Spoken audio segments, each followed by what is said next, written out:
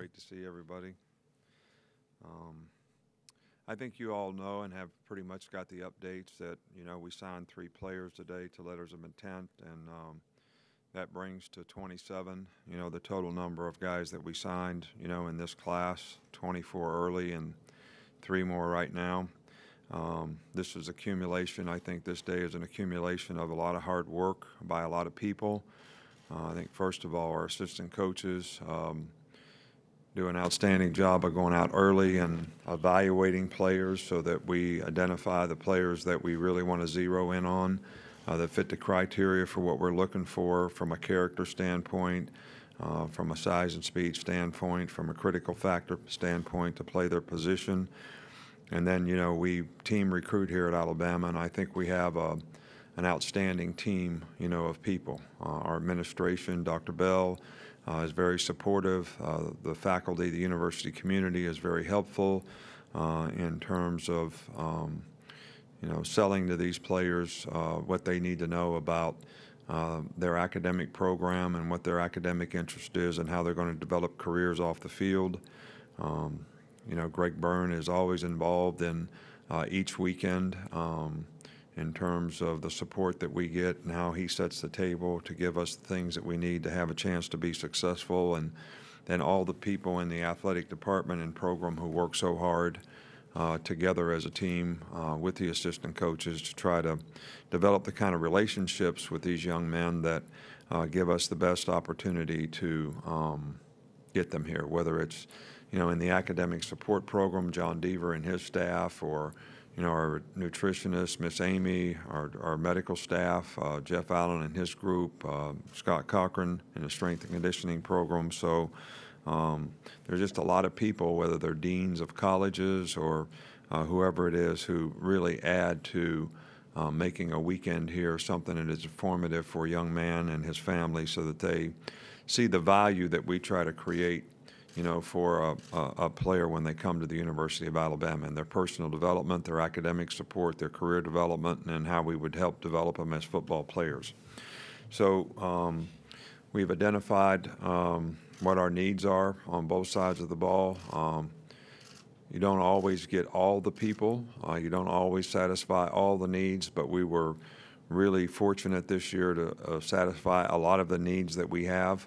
Having 15 early enrollees, that are here right now is going to really be helpful to their development and to how they can contribute to our team next year. I think it's easier for those guys to get socially and academically sort of acclimated to the university because they don't have as much time commitment in football, and it certainly is, the learning curve for them is a lot better in terms of the time that they have to learn what they can do to try to contribute to the team next year.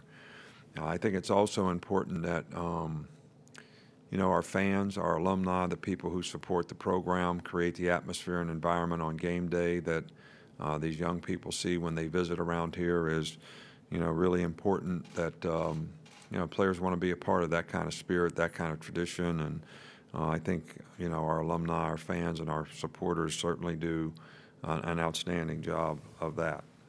I know that everybody likes to talk about how your class is ranked, how your class is rated, and all those types of things. And I think we're excited and very fortunate to have the kind of class, the number of quality student athletes that we have in this class, and what those guys can contribute to sort of helping us continue to have a successful program here, both on and off the field.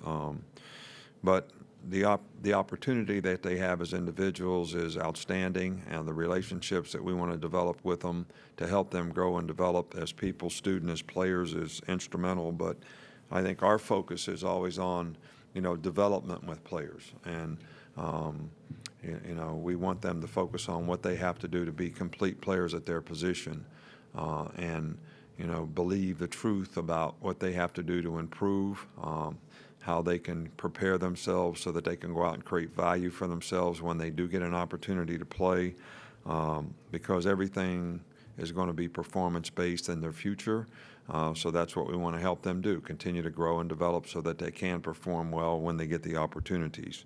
You know, if you really wanted to evaluate a recruiting class, I guess if you looked a couple years down the road and said, well, how many of those guys really developed into being something that they were sort of, you know, thought that they could be, that would be a much truer evaluation of a class. But we certainly feel fortunate that we were able to attract the quality of people.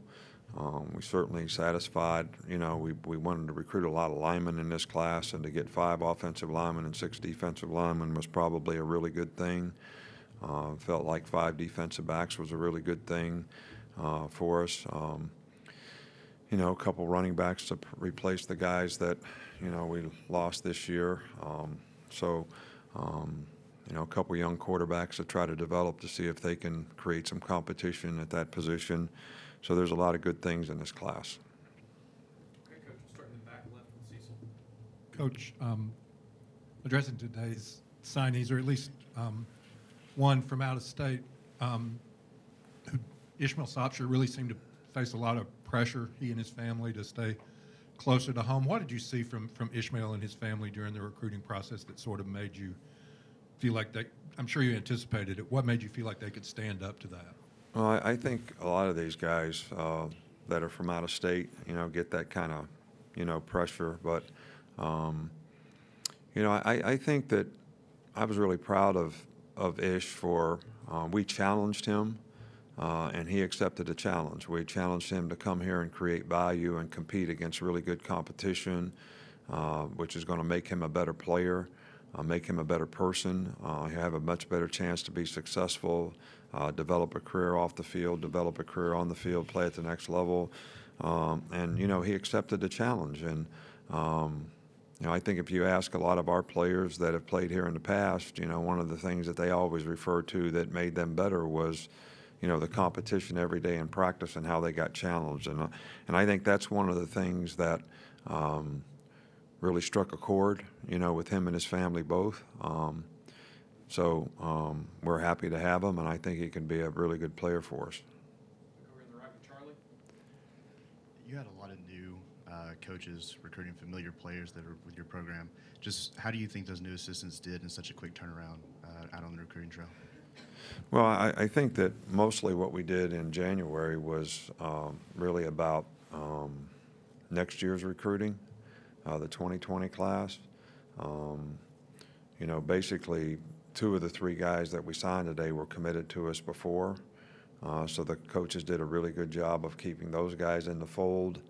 I do think there was probably a player or 2 out there that because of the relationship change from the coach that was recruiting them to the new coach, may have been, you know, a little bit of a problem for them because those relationships are really, really important. And look, we're really happy with the staff and the guys that we have. We have a lot of good recruiters. I think we have a lot of good coaches, a lot of new energy and enthusiasm with those guys. But I think the one thing when you have change in staff that can be a bit of an issue is if you're still recruiting guys, that the relationship change is, you know, it's a short period of time relative to how long you recruit guys in this day and age for them to develop the kind of relationships that they feel comfortable with. We'll go in the middle with Michael. With the new guys, you guys have been enrolled already. Alfano has gotten a lot of attention. He seems like he's had a pretty big year. What have you seen from him? What do you know about what he's been able to do since? Well, we really haven't seen anything from him. I mean, Coach Cochran has worked with him in the weight room. We're teaching the guys the off-season program this week, all the new guys in the program. So next week when we start off-season program, they'll know what to do. But I've had, you know, several meetings with the young players. You know, we like his work ethic. He obviously has been a very productive player. We like his size. What we've seen of him in high school is the same thing you've seen of him. And, you know, again, we're going to focus on his development, and hopefully he's someone who can help us, you know, early on. We're going to need some depth in the defensive line, and I think we have 3 of the young players here now, and we'll have 3 more in the fall or in the summer. So, it's good to have those guys here to work with. But I haven't seen him do anything physically when I can make a comment on anything that he's done. Coach, we'll come back over here with Ben. You mentioned taking most of the last month to recruit guys in the 2020 class. Is that a big change for you from previous years around this time of the year? Well, I don't think there's any question about it. I think that when, we made this early signing date, there was a lot of us that made the statement that this would become the signing date, the early signing date. And I think as you saw the number of players percentage-wise go up that signed early this year versus those that waited, I think that's sort of coming true. So that's changing the recruiting calendar in terms of how rapidly you have to recruit guys. It also changes the what do you do in January? If we're only recruiting a handful of guys, which we may have been recruiting 8 or 10 guys, to get 3 or 4 guys, you're spending most of your time going around looking at juniors, looking at next year's class. So this has become a little bit more like spring recruiting, even though you can't evaluate the players other than in the weight room if you see them lifting weights, because they're not in spring practice at this time for the most part. But it has changed the dynamics of what you do in January. It's also changed the dynamic of what you do in December, because now everything's sandwiched into a short period of time. You got more to do. You play in the SEC championship game, you lose 1/3 of the time you have to recruit in December. Then you have 2 weeks where you can recruit. Then you're getting ready for a game and it's signing date, and you're out there practicing the same day at signing date. So it's changed all those dynamics as well. When taking stock of the offseason, did you look through it through the prism of what happened against Clemson, and and is there a danger of maybe taking too much stock from one result? Oh, I don't think so. I mean, to me, we kind of have the Alabama factor around here that has always helped us be successful. That's having a team that plays with a lot of discipline. It's having a team that everybody sort of is responsible and accountable to do their job at a high level and a standard, and everybody puts the team first. All right, so that's the standard. And it's up to the individual players on the team to do that. And if I thought that we weren't doing that in 1 game or 10 games, I would address it with the players and make sure that everybody was on board, with those principles and values that's helped us be successful. So, and I don't think we played in that game like, with the Alabama factor. So everybody needs to understand that and respond to it. If you lose your humility, it's sort of creates I'm above doing things the way I need to do them to prepare for a game and go play in a game against good competition. And if I put my own agenda ahead of the team or winning, it's going to have some effect on my performance. So, if I think those things are existing in the program, I think that they need to be addressed. So, and they have been. You mentioned the weight room earlier today. Antonio Alfano said he had gained 17 pounds since he got here. Where do you see him playing on the defensive line? Is he a guy that you'd like to move inside or stay on the end? Well, we recruited him as a defensive end, and that's all I know about him, like I said before. So, I didn't even know he gained 17 pounds. I guess we ought to have a staff meeting with you guys so I can get information on what's happening in our program. But I appreciate it. Nick, were there any positions that you were targeting today that obviously didn't come through, and could you be on the lookout, whether through the transfer portal or other places, to fill some of those needs? Well, I think the big thing, we recruited 1 tight end. The fact that, Hale was a senior and Irv went out early for the draft. If we saw some opportunity to get a more seasoned player out there at that position, maybe that's something that we'd look at. I think that we're constantly going to have our eyes peeled for anybody that could help us have a better team. But But I think when you're looking at these kind of guys, whether they're graduate transfers or whatever, you know, for their sake and for yours, they have to be able to come in and contribute. They need to go someplace where they can play, and we need for them to play. So we have to have a need for them, and they have to be the standard that we're looking for. But we're always going to have our eyes peeled for anybody that can help us improve our roster. All right, well, thanks for everybody. I really appreciate it. And thanks to all the people out there that really helped us have a successful recruiting class. I mentioned a bunch of them, but there's a lot of people responsible for it, and we appreciate that more than you know. So thank you.